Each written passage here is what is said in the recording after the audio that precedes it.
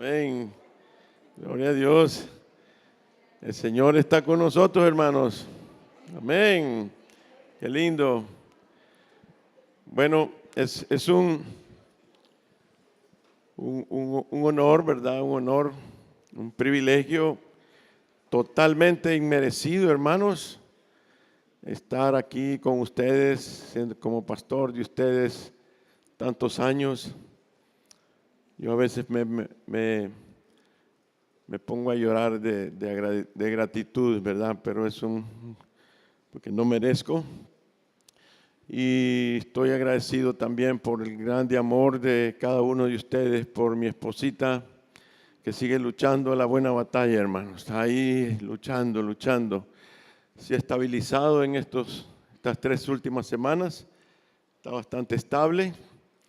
Y le damos gracias al Señor por permitir cada mañana. Son nuevas sus misericordias, hermanos. Y lo podemos estar experimentando y damos gracias por eso, hermanos. Y también quiero que recordemos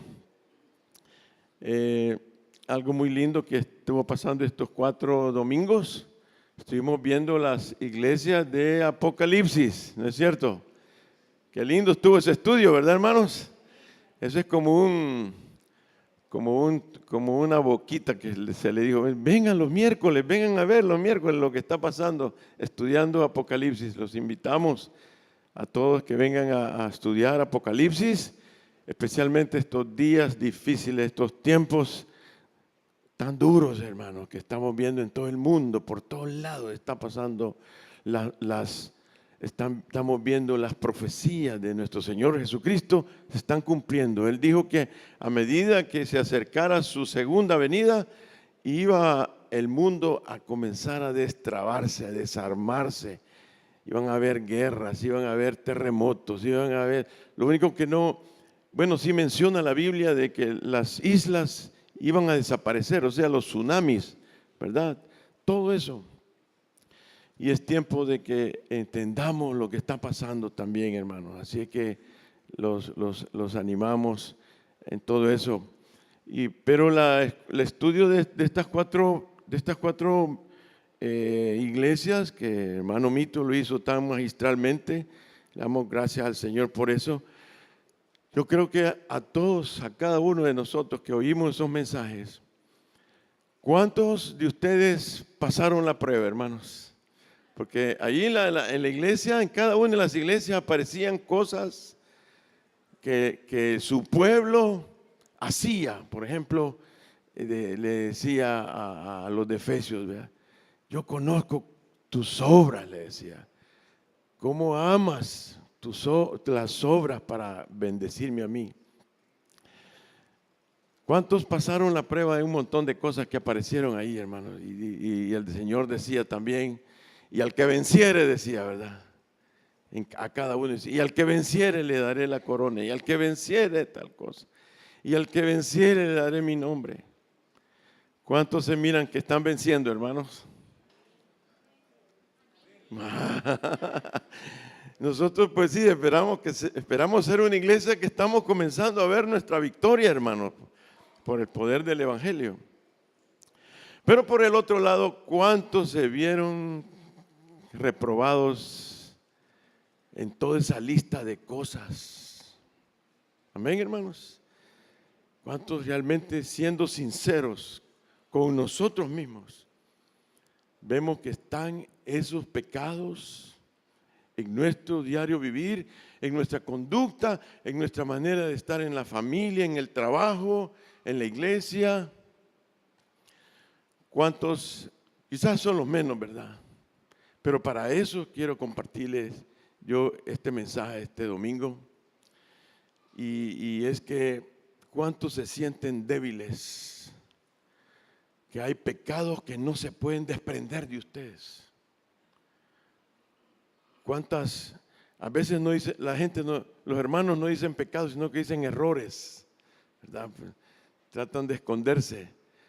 Pero ¿cuántos errores constantemente comete usted? ¿Cuántos somos mentirosos, hermanos? Que cuando menos sentimos estamos mintiendo sin necesidad. Y decimos, Señor, quítame esto. Y así un montón de cosas. ¿Cuántos no se les pueden terminar los malos pensamientos, hermanos? Los malos pensamientos que nos inundan a veces. Las intenciones de corazón con las que hacemos las cosas y después nos damos cuenta que estamos haciéndolo para nuestra gloria, para nuestros propósitos y no para la gloria del Señor. ¿Cuántos son débiles, hermanos? ¿Cuántos se sienten que han estado débiles? Quiero que leamos, está en el Evangelio según San Lucas, porque yo quiero animarlo esta mañana como hija de Dios, como hijo de Dios. Yo quiero que usted logre alzar sus ojos a Cristo, al poder que tiene Cristo por su espíritu y por su palabra en su vida. No solo en la vida del que está a la par, sino que en su propia vida. Mire, Lucas capítulo 22, versículo 31. Aquí vamos a ver un hombre que había estado con el Señor y de repente el Señor le dice esto, y había sido un hombre fiel, había estado con Cristo.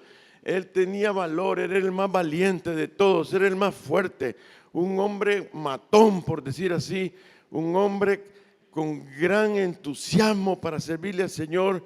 Y de repente el Señor en el versículo 31, en Lucas 22, le dice: Simón, Simón, he aquí Satanás os ha pedido para zarandearos como a trigo, pero yo he rogado por ti que tu fe no falte. Y tú, una vez vuelto, después de la zarandeada, vengas mejor para confirmar a tus hermanos. Fíjense que el Señor no le dijo, le dije a Satanás que no te zarandee. No le dijo así, ¿verdad? No le dijo. Le permito a él que te zarandee, y lo que he rogado por ti es que no falte tu fe. Y el versículo 33 dice, y él le dijo: Pedro, Señor, dispuesto estoy a ir contigo no solo a la cárcel, sino también a la muerte.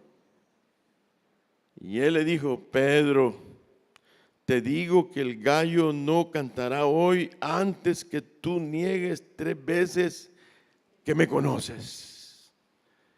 Y todos sabemos la historia, hermanos. Todos sabemos la historia. Que le negó 3 veces. Eso es horrible. Lo que a él le pasó fue horrible. Y dice que él lloró amargamente.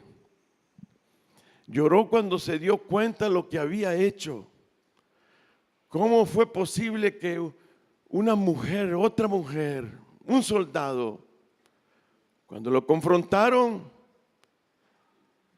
y él lo negó 3 veces? Digo, yo ni lo conozco, ese hombre ni lo conozco. Pero cuando el Espíritu comenzó a obrar en él, en esa zarandeada que le dio el diablo, que lo llevó a traicionar al Señor, a traicionar, ese hombre se vio débil, y dice que lloraba amargamente y decía: Señor, te traicioné. ¿Y cuántos lloramos a veces amargamente después de lo que hemos hecho, sabiendo quién es Él para nosotros? Pero ustedes saben que vino el Señor y no lo dejó así a Él, ¿no es cierto? Vino el Señor y lo perdonó, y no solo lo perdonó, sino que lo llenó de su espíritu y lo levantó y lo convirtió en el gran apóstol Pedro, hermanos. Hasta le dio el privilegio de escribir la palabra que quedó para toda la eternidad escrita. Y él fue uno de los líderes de aquellos tiempos en todo el mundo.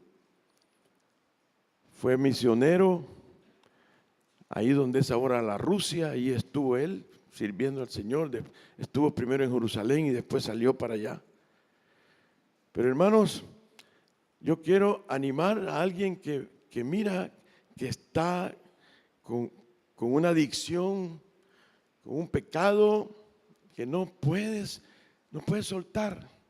Y muchas veces por eso es que no nos deja nuestra conciencia servirle al Señor como Dios quiere. Por eso muchas veces no podemos hacer discípulos, porque los discípulos los tenemos que tener tan cerca que se van a dar cuenta. Y por eso mejor queremos tener a la gente de lejos.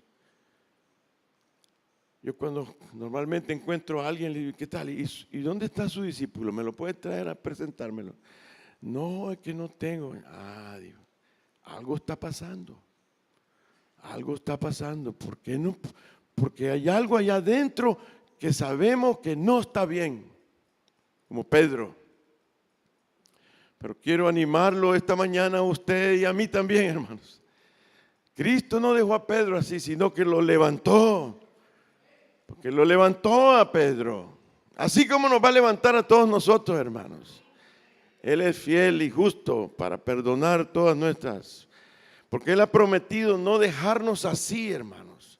Él ha prometido no dejarnos así como estamos, débiles, que no nos miramos tan espirituales.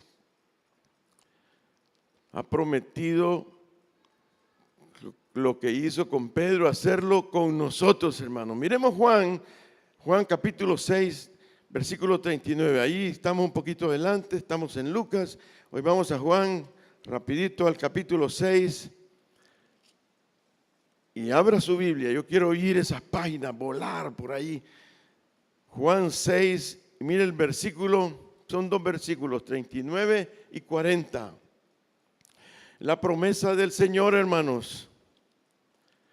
Como dice versículo 39, ya lo tiene, hermanos, Juan 6, 39. Y esta es la voluntad del Padre, el que me envió, decía el Señor, que de todo lo que me diere, no pierda yo nada, sino que lo resucite en el día postrero.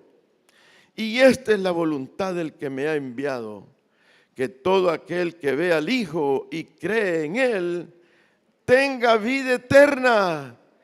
Y vuelve a repetir, y yo le resucitaré en el día postrero. Aleluya, hermanos. Si usted ha nacido de nuevo, si usted tiene a Cristo en el corazón, si usted tiene la fe que Jesús es su Salvador y que murió por usted, Él lo va a resucitar en el día postrero. Aunque usted esté débil ahora, Él va a hacer una obra maravillosa, milagrosa, donde usted nunca se va a poder dar la gloria a usted, sino que siempre va a decir, esto lo hizo mi Señor.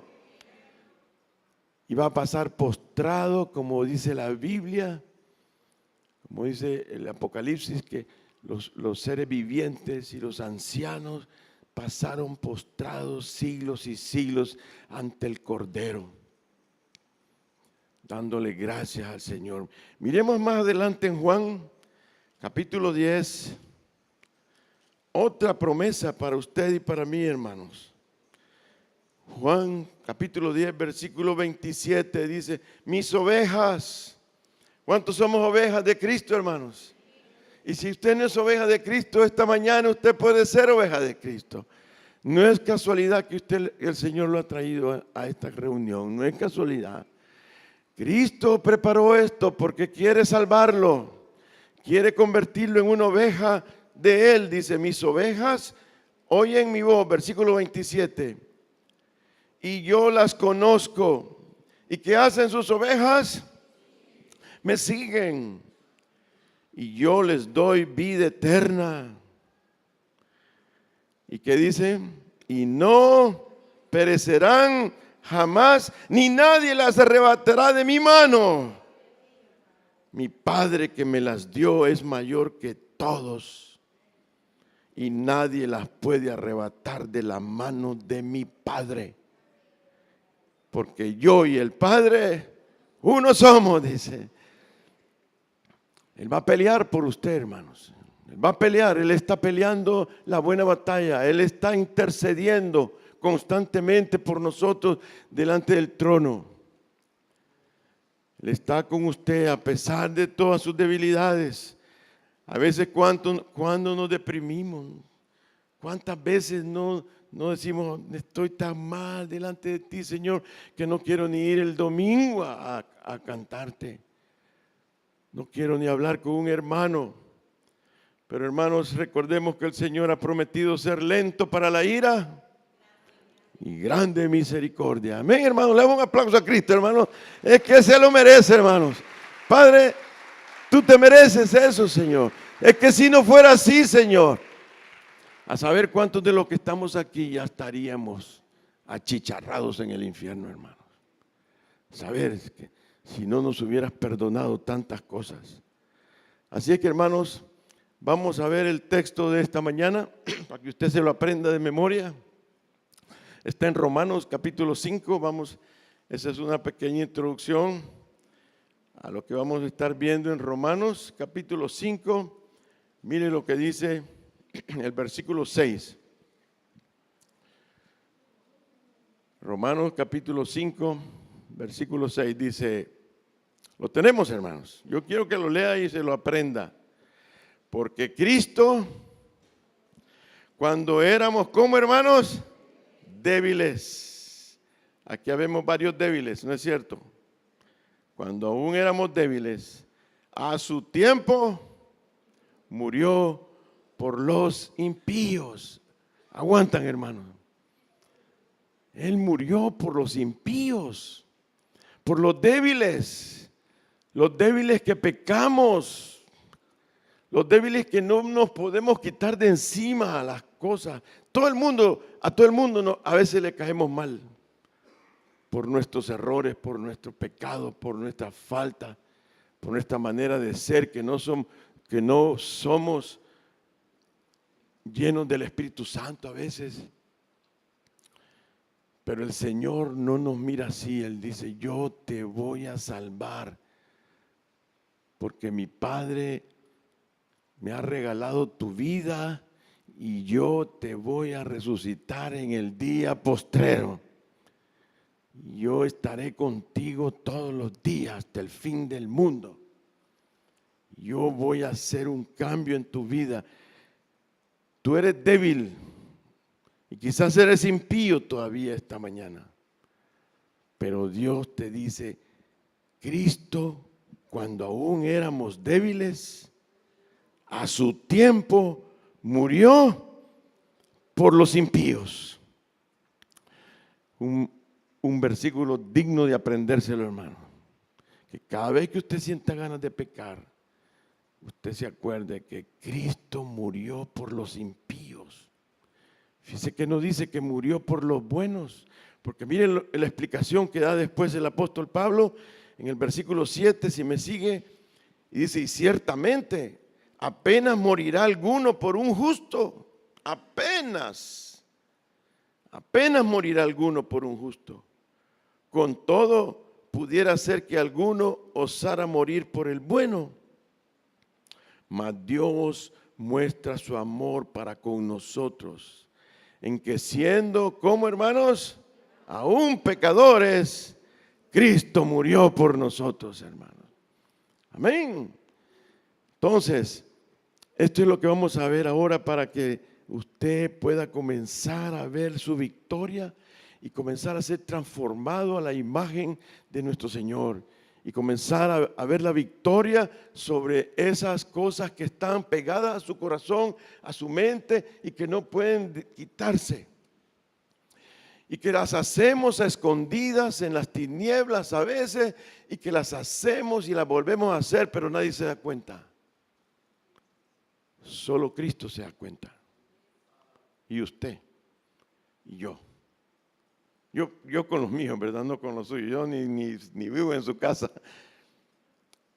Pero hermanos, el título que le hemos puesto, para que usted siempre se acuerde, Cristo murió por los débiles. ¿Cuánto podemos decir Cristo murió por mí? Cristo murió por mí. Débil. Débil porque no puedo enfrentarme a las tentaciones del diablo como debo de enfrentarme. No puedo.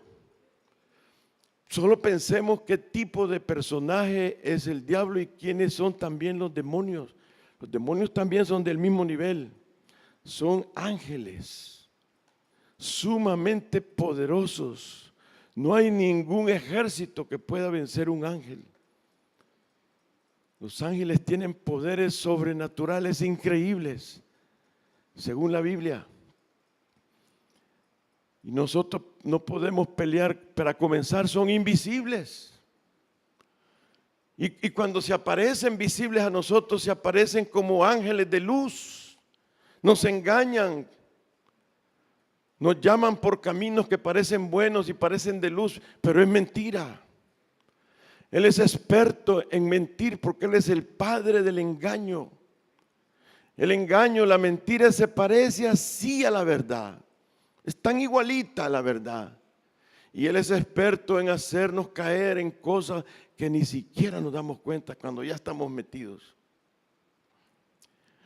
Por eso no somos débiles, no podemos contra la tentación del diablo, contra el lazo del diablo, como dice la Biblia. Es imposible que uno solo pueda hacerlo, ni que nos juntáramos todos nosotros a pelear contra un demonio. Por eso dice, Cristo murió por ti. Ya vamos a ver eso. Pero lo primero que quisiera yo compartir es que estamos en medio de una batalla, hermanos. Estamos en medio de una batalla. Aquí usted no es un espectador. ¿Cuántos van con el FAS? Yo voy con el FAS, hermano. No dice ella, bueno, yo sí. Soy santaneco, ya me dieron DUI santaneco. Pero cuando juega el FAS, yo puedo estar en mi casa, tengo años de no al estadio, pero si fuera, tendría que estar en las graderías, pero no jugaría. Todo Santana no juega, solo 11 juegan. Pero en este caso no es así. En este caso, todos los hijos de Dios, todas sus ovejas, están en medio del campo de batalla. Todos estamos ahí. Y ahí usted o está de parte de Satanás o está de parte del cielo, de Cristo. No puede usted no puede ser ni árbitro. O usted está con Cristo o está con el diablo. Una de dos. Y está en medio de la batalla. Y si no se cuida, va a ser derrotado. Y si usted no sabe pelear esta batalla, va a ser destruido. Y aunque por ratos caemos en pecados, el engaño es tan terrible que no nos hace ver las consecuencias del pecado, las dolorosas y horribles consecuencias cuando cometemos un pecado, aunque sea de escondidas y nadie se da cuenta. Vamos a tener y nos engaña y nos dice, no te va a pasar nada.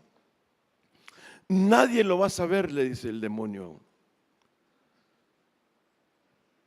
Es una batalla, hermanos, esta de siglos y edades. No ha terminado la batalla que comenzó desde Adán y Eva.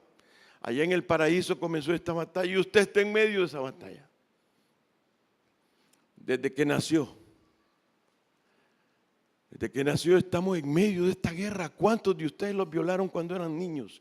Y las mujeres más, cuando eran niñas. ¿Cuántos? A mí me violaron cuando tenía 3 años. Desde entonces estoy metido en esta guerra. Satanás y sus demonios andan sueltos. ¿Cuántos saben eso, hermano? Usted tiene que tener conciencia de eso. No los vemos y andamos en Metrocentro y vemos. Pero hermano, usted tiene que estar alerta. vigilante. Satanás y su ejército de demonios anda suelto en todas partes. Y anda suelto para destruirlo a usted, para acabárselo, para sacarlo de las manos del Señor.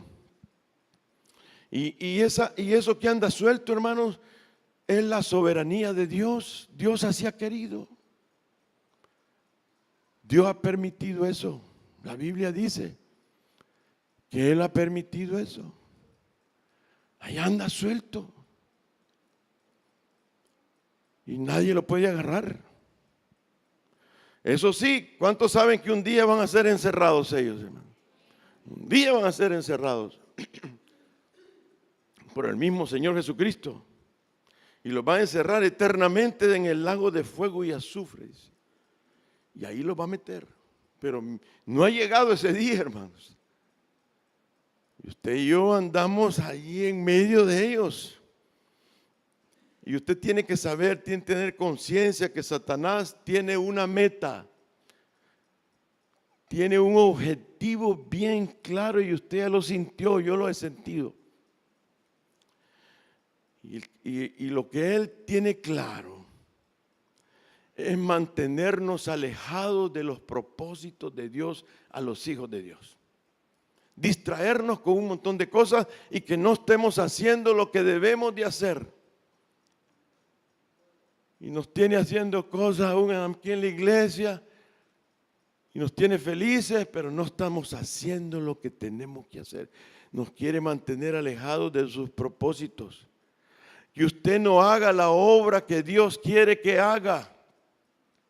Lo quiere tener paralizado, lo quiere tener frisado, lo quiere tener congelado. Que usted no sirva al Señor como debe servir. Por eso es que Él quiere destruirlo a veces y lo que quiere destruir es su cuerpo para que usted no venga ni a la iglesia. Son ataques terribles. También quiere destruir su mente y su alma. La quiere dañar. Y usted se vuelva una persona apocada. Y usted se vuelve una persona sin ánimo, una persona desanimada, una persona que no inspire ningún grado de victoria en su vida. Por eso el ataque es despiadado, no tiene piedad contra ninguno de nosotros, hermanos.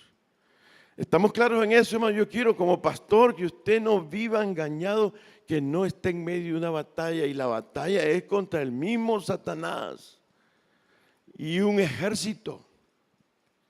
Si usted no tiene el Espíritu Santo, usted va a estar diciendo, este viejo loco, cuentos de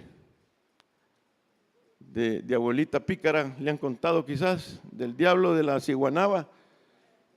Pero no, hermanos, es una realidad. Usted que tiene el Espíritu Santo sí sabe lo que estoy hablando.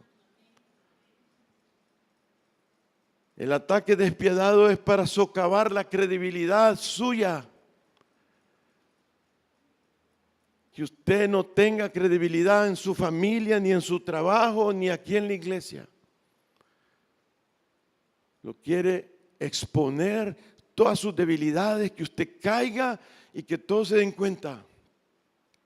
Y que usted no sirva para nada.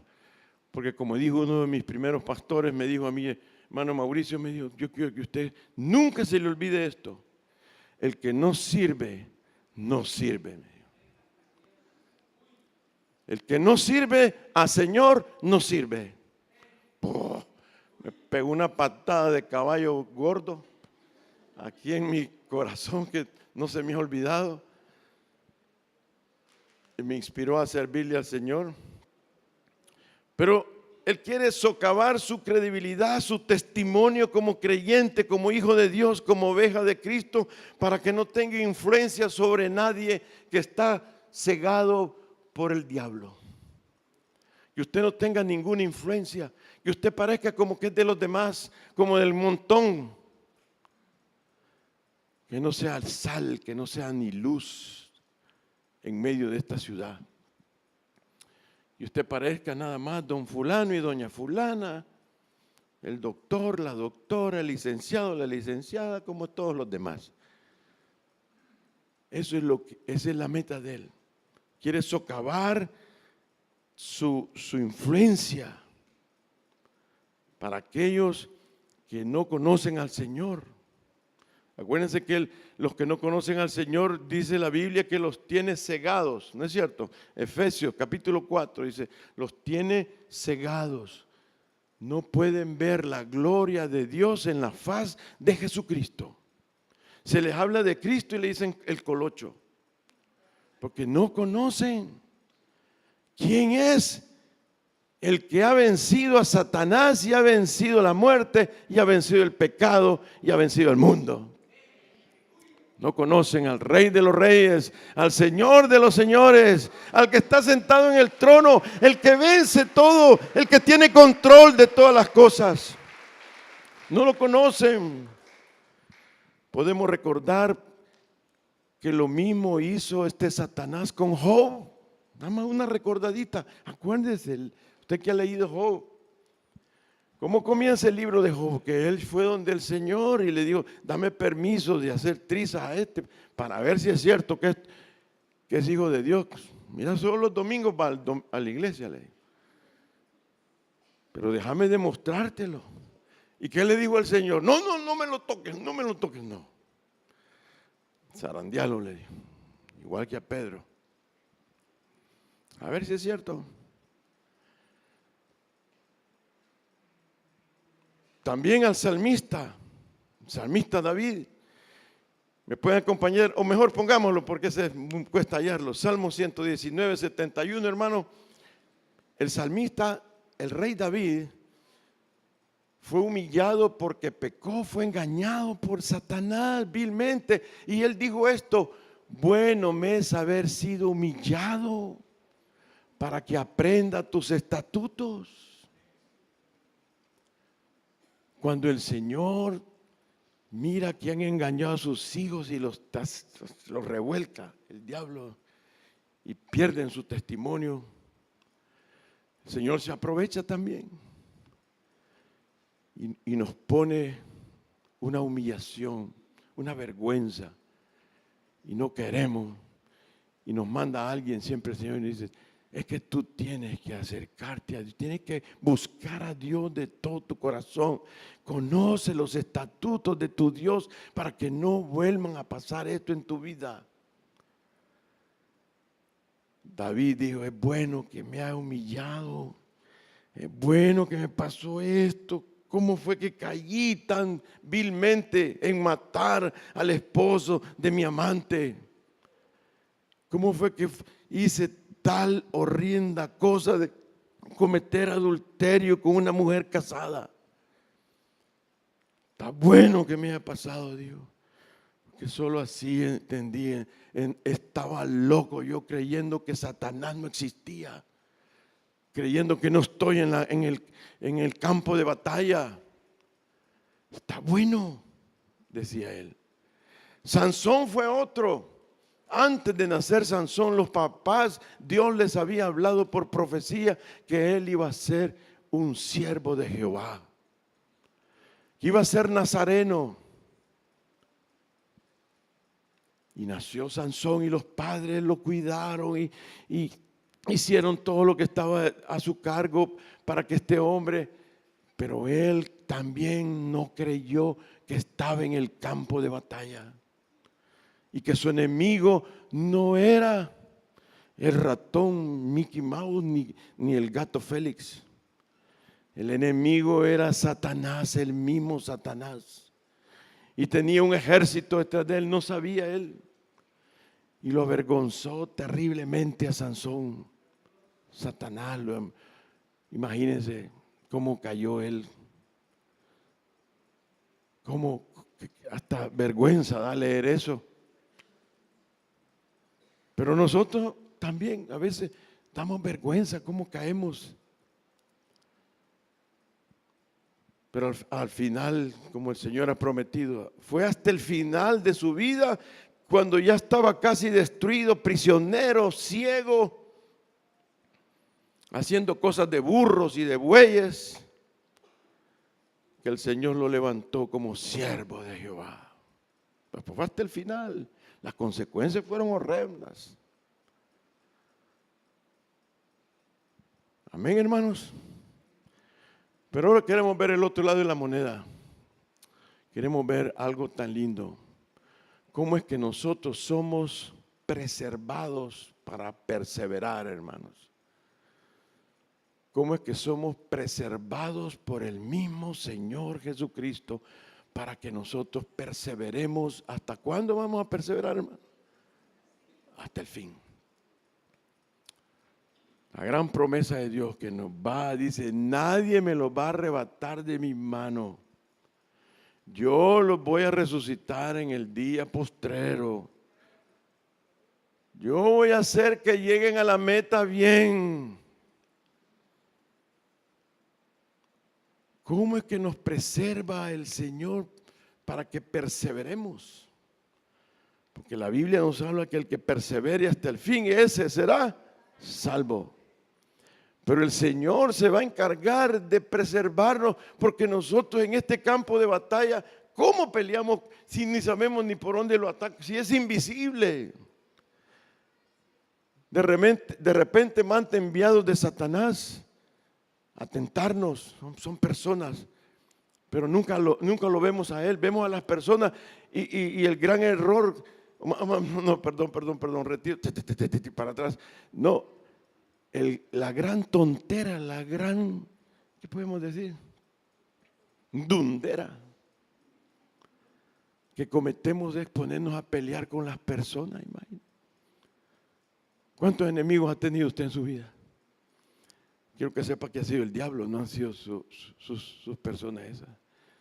Las personas son títeres que la envían para tocarlo y enojarlo y enojarla, y que a usted le salga la carne. Esa carne horrible que se va a hacer gusano un día. Es tal la maldición que tiene su carne, que su carne un día va a hacerse gusano en la tierra. Pero caemos en la trampa de pelearnos con las personas. Dice, nuestra lucha no es contra la carne ni la sangre. Pero como no vemos quién está detrás de eso, nos enojamos, tenemos enemigos, viene aquella, no le hablo. Uy, pasar por esa casa, guácatela. Si ahí vive el fulano, ni el olor a sus zapatos quiero ver. Sus calcetines, ¿no? Eso sí, tal vez no, ¿verdad? Pero gloria a Dios, aleluya, amén. Pero hermano, lo primero que va a hacer el Señor para preservarnos, para que perseveremos, es que nos va a revestir de humildad.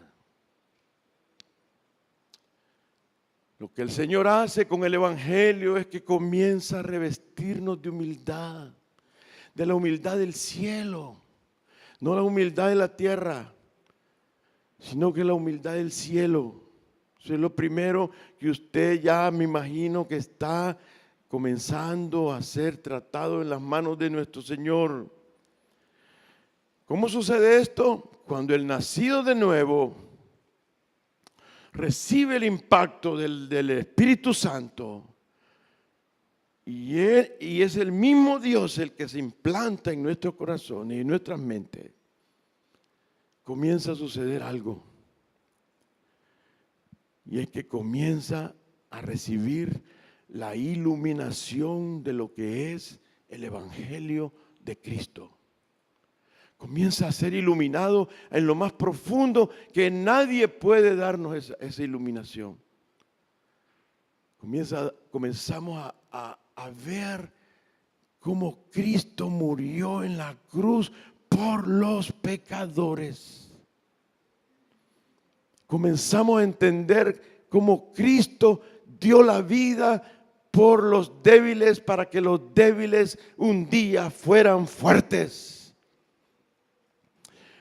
Comenzamos a ver cómo es que Cristo se puso enfrente como escudo a recibir toda la ira de Dios, el fuego de la ira de Dios, para que nosotros los pecadores un día llegásemos a ser santos.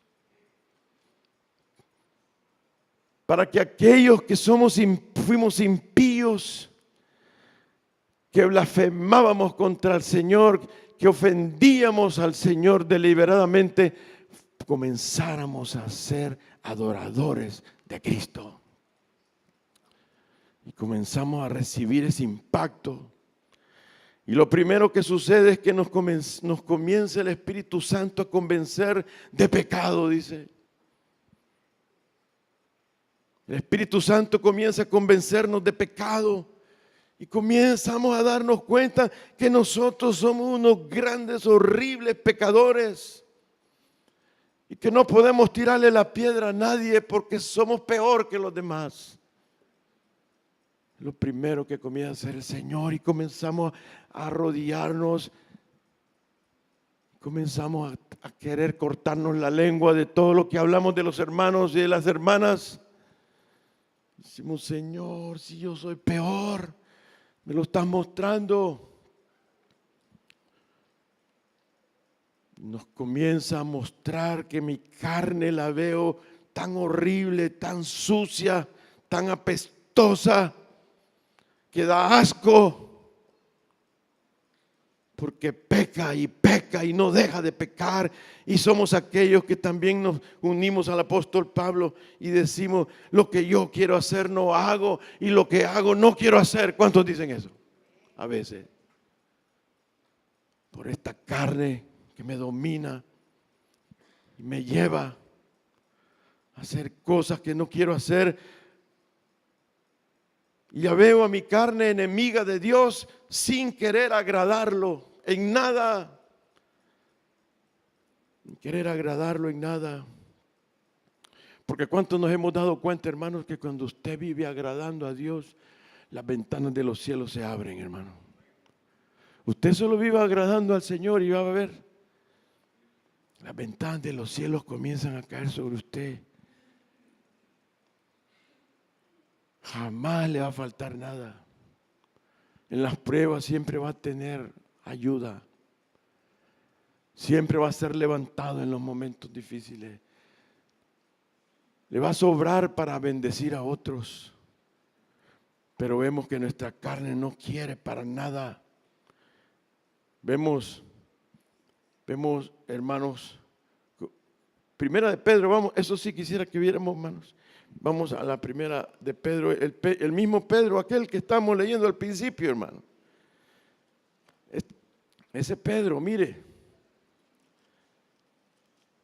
ese Pedro fue revestido también de humildad después de todo lo que le pasó, y por eso escribió esto bien clarito, influenciado por el Espíritu Santo, y él escribió esto, mire.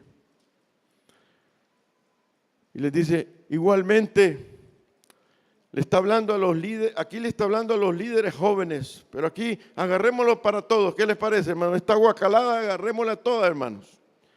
Aquí le está hablando a los pastores jóvenes, a los líderes que van a ser pastores. Y aquí hay en la congregación un montón de líderes que no son todavía pastores, pero van a ser pastores. Dice: jóvenes, está hablando del liderazgo. Están sujetos a los ancianos, a los pastores. Están sujetos. ¿Qué quiere decir eso, hermano? Que no andemos haciendo como el llanero solitario. Anda haciendo las cosas sin creer que uno tiene autoridad. Se hacen cosas y no se comunican. Se hacen cosas y no se rinden cuentas. Dice: no, sujétate, ten cuidado, porque ese es un signo de soberbia. Y mira todo lo que te va a pasar. Y todos sumisos unos a otros también, no solo con los pastores. Sujétense a todos los hermanos, no importa qué hermano sea, pero sujétense. revestidos de humildad. Porque Dios resiste a los soberbios y da gracia a los humildes. ¿Quién escribió esto, hermano? Pedro. Pedro, que había sido un gran soberbio, le tuvo que restregar la cara el Señor usando a Satanás para que él se pudiera ser revestido de humildad. Y dice el versículo 6, humillaos pues bajo la poderosa mano de Dios. No solo te sujetes a tus pastores ni a la iglesia, ni a los hermanitos de la iglesia. Sujétate, humíllate bajo la poderosa mano de Dios para que Él los exalte cuando fuere tiempo, no cuando tú quieras. Ten paciencia, estate ahí, echando toda vuestra ansiedad porque tú quieres ya estar ahí en el número 1. Echando toda vuestra ansiedad sobre Él, porque Él tiene cuidado de vosotros. Si Él ha prometido que nos va a resucitar en el día postrero, ¿no es cierto, hermanos? Que ninguno se va a zafar de su mano, nadie lo va a arrebatar. Entonces Él va a tener cuidado de nosotros. Él está velando constantemente cuando estamos dormidos, cuando estamos despiertos, cuando caminamos, cuando saltamos. Él está con nosotros cuidándonos. Versículo 8 dice, sed sobrios y velad, porque vuestro adversario el diablo. Sé sobrio, mantente humilde, revístete, sujétate, rinde cuentas. Porque vuestro adversario el diablo como león rugiente anda alrededor buscando a quien devorar. Estás en el campo de batalla, no puedes evitarlo. Está suelto el diablo. Solo te pido, decía Pedro, resistir firmes, pero ¿cómo? En la fe. En la fe, puesto los ojos en Jesús, el autor y consumador de la fe. Puesto los ojos en esa cruz donde Él murió por los impíos, por los débiles, por los pecadores.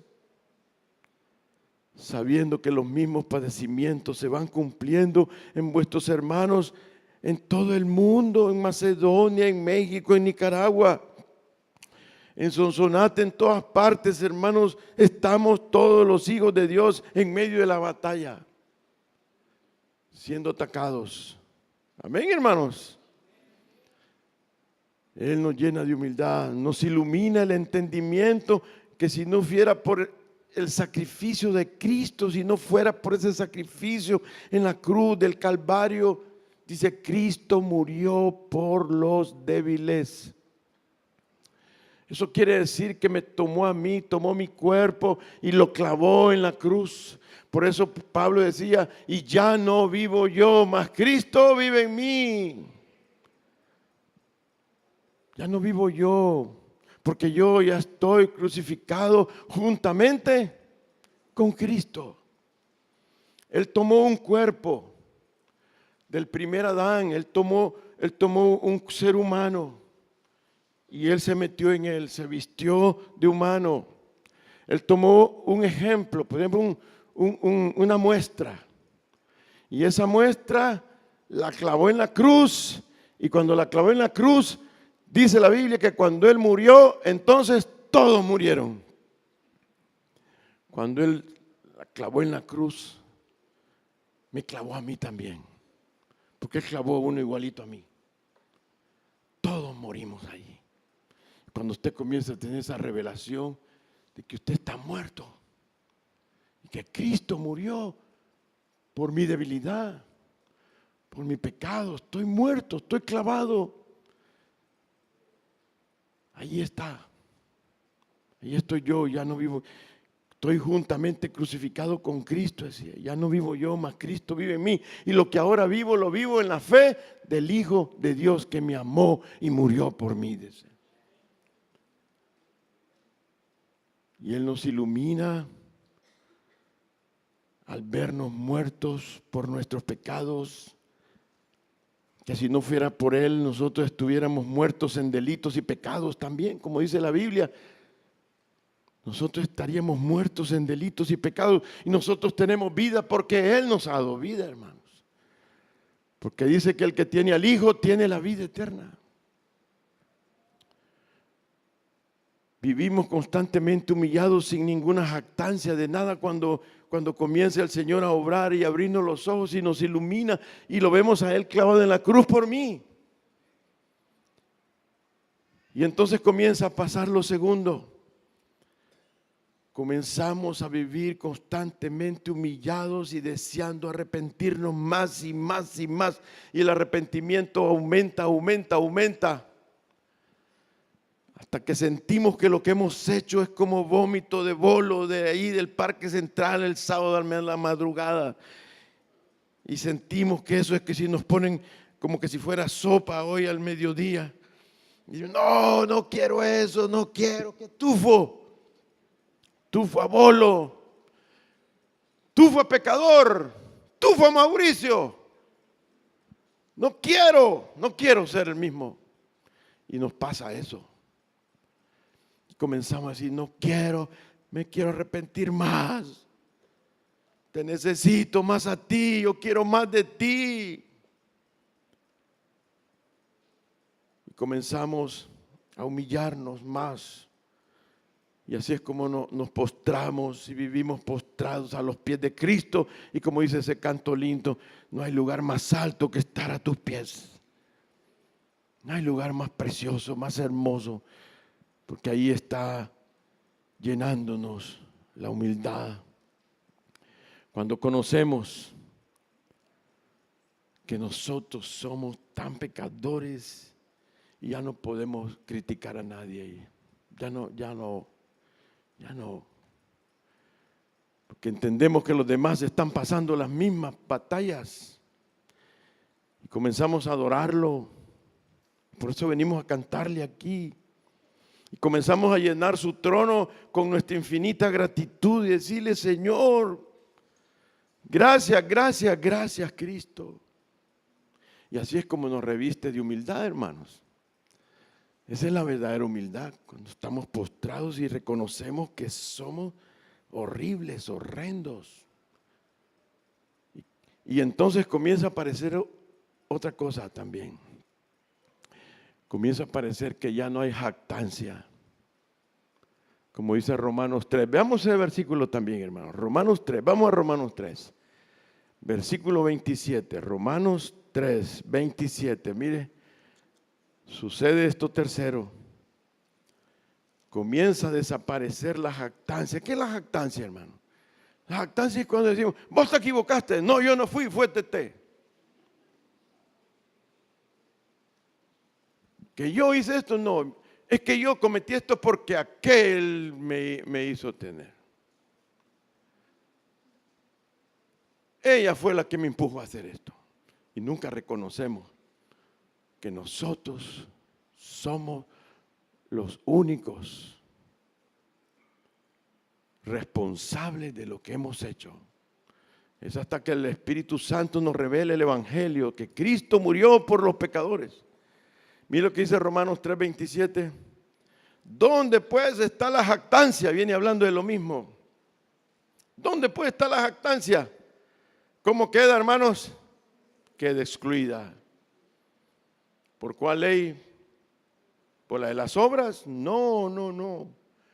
Por la ley de la fe. Concluimos pues que el hombre es justificado por fe sin las obras de la ley. Por eso dice la Biblia, somos salvos por gracia, dice. Y esto por la fe, no por obras, para que nadie se jacte de nada. Y después, ¿cómo es que tú eres pastor?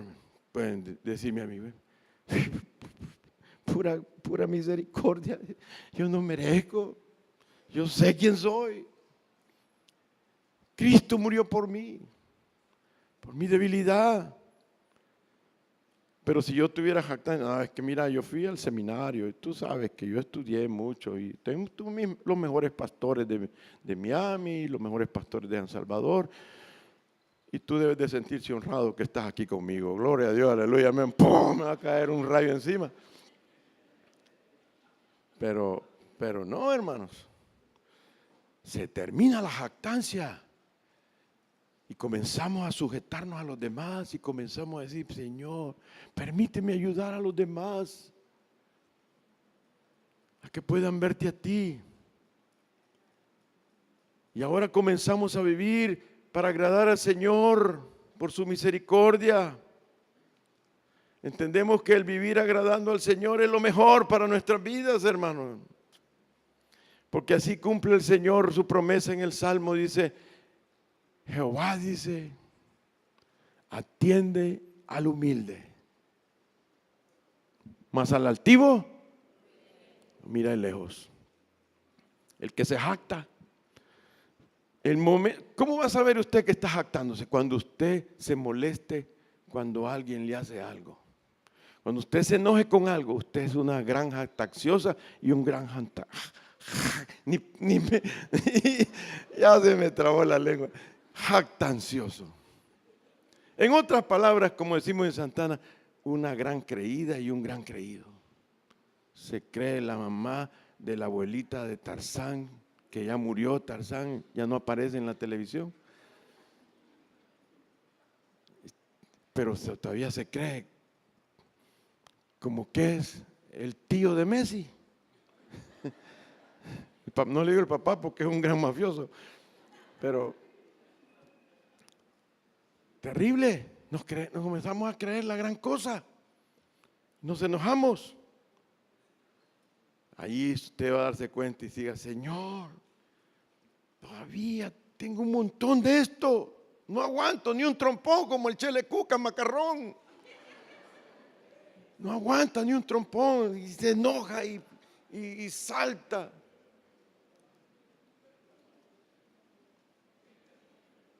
Pero hermanos, como dijo David el salmista, veamos esto por último, hermanos, Salmo 19. Vamos al Salmo 19. Qué lindo, mire el Salmo 19, hermanos. El rey David al fin entendió. Salmo 19, hecho por el rey David, hermanos. Qué tremendo. Entendió al fin, después de todo lo que había hecho. Lo humilló el Señor, pero no se iba a perder. Amén, hermanos. Versículo 9, miren lo que dice. Ya llegó, hermano. Salmo 19, 9 dice, el temor de Jehová es limpio. Señor, dame ese temor, diga usted. Yo quiero temerte, quiero respetarte, quiero vivir con el temor de Dios, porque es limpio y permanece para siempre. Pero mire lo que dice, los juicios, hermanos. ¿Cuántos estamos enjuiciados todavía? ¿Cuántos hemos saboreado los juicios de Jehová? Que son verdad, dice. Y todos son justos, todo lo que nos pasa es justo. Y entonces decía David, todos los juicios son justos y son deseables, más que el oro, los juicios. No entiendo, dice alguien. ¿Cómo es que vamos a desear sus juicios sobre mi vida? Y este hombre, el rey David, dice, son más que el oro, deseable más que oro y más que mucho oro afinado. Y son más dulces los juicios que la miel que destila del panal. ¿Por qué, hermanos? Versículo 11 está la respuesta. Porque tu siervo es además amonestado con ellos. Cuando estamos en el gran socón, hermano, ahí comenzamos a sentir nuestro pecado nos llevó allí. Tu siervo es además amonestado con ellos. Y en guardarlos, dice, los juicios, en guardarlos hay grande galardón. Aguantar, aguantar. ¿Quién podrá entender sus propios errores? Y decía el rey David, líbrame de los que me son ocultos, porque yo no me veo mal cuando me veo al espejo. Pero por lo que veo, tengo soberbias adentro de mí, tengo orgullo, me jacto. Preserva también a tu siervo. Aquí está la preservación, mire. Así es como nos preserva el Señor. Preserva también a tu siervo de las soberbias con tus juicios, para que mis soberbias no se enseñoreen de mí. Cuando ellas estén controladas por ti, Señor, entonces seré íntegro y estaré limpio de gran rebelión. Ay, decía él, que sean gratos los dichos de mi boca y la meditación de mi corazón, que nadie la oye, sean gratos delante de ti, oh Jehová, roca mía y redentor mío. Aleluya, hermano. Así fue como fue preservado también José. José, imagínense, José era un joven muchacho, no tenía mujer, era un esclavo, tenía las hormonas vibrando de muchacho para tener sexo. Saber qué batallas tenía él en su mente y los ojos al ver todas las esclavas desnudas y todo lo que miraba en Egipto. Y de repente le aparece esta mujer joven casada, la esposa de su amo. ¿Qué hizo José? ¿Qué hizo José? Huir. Cuando hay humildad, cuando hay conciencia de que estamos en el campo de batalla y que necesitamos ser humildes ante el Señor y no ofenderlo, sino que agradarlo. El Espíritu Santo pone esa fuerza de huir. Hay que huir de toda tentación. Cuando se vaya acercando, ni siquiera intente dialogar. Que no se puede dialogar con la maldad, no se puede, ya lo vimos en las noticias, ¿no es cierto? Hasta presos están un montón. No se puede dialogar, hay que huir. Y el Señor da el poder de oír, hermanos. Por eso es vital la predicación del Evangelio, como dijo el Señor. Por la locura de la predicación serán salvos muchos. Porque cuando viene la palabra a las personas, dice que por oír la palabra de Dios viene la fe. Para poder verlo a Él clavado en la cruz del Calvario por mí y por todos los pecadores. Y por los débiles. Yo sé que aún soy débil. Y soy un gran pecador. Mi naturaleza así es. Yo lo entiendo. Pero Cristo murió por mí. Y Él está luchando por mí y me está mostrando cada vez que me veo yo clavado juntamente con Él en la cruz del Calvario. Él hizo por mí para salvarme. Es que comienzo a ver la victoria para preservarme para el día postrero, para levantarme en victoria, hermano.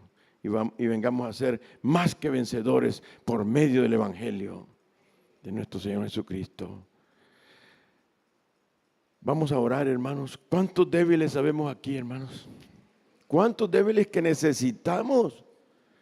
Necesitamos verlo a Él clavado.